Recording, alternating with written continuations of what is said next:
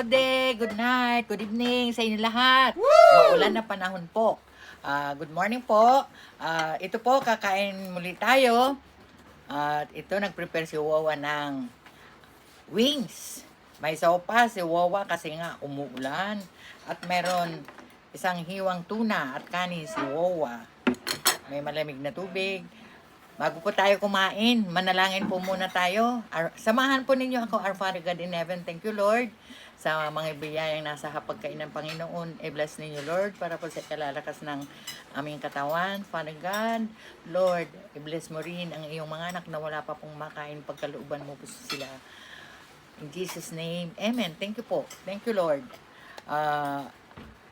Mga kawawa, mga anak dyan, kuha na po kayo ng pinggan. Sabayan po ninyo ako. Hindi man ninyo maabot. Kain na po tayo. Ito po, kain na po. Like, share, and subscribe. Your Wawa. Kain na po. Itong ating sopas.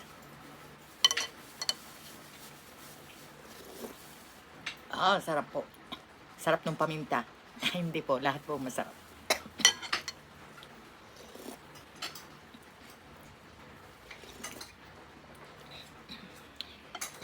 Nagparamdam yung paminta.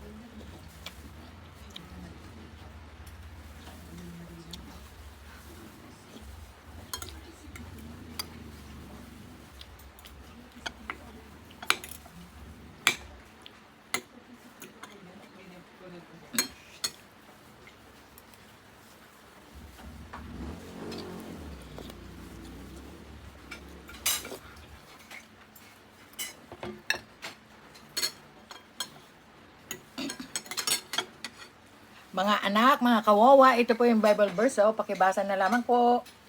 Kaya sinasabi ko po, nabasahin nyo, baka mali po yung verse na yun nakalagay. Thank you. God bless you all.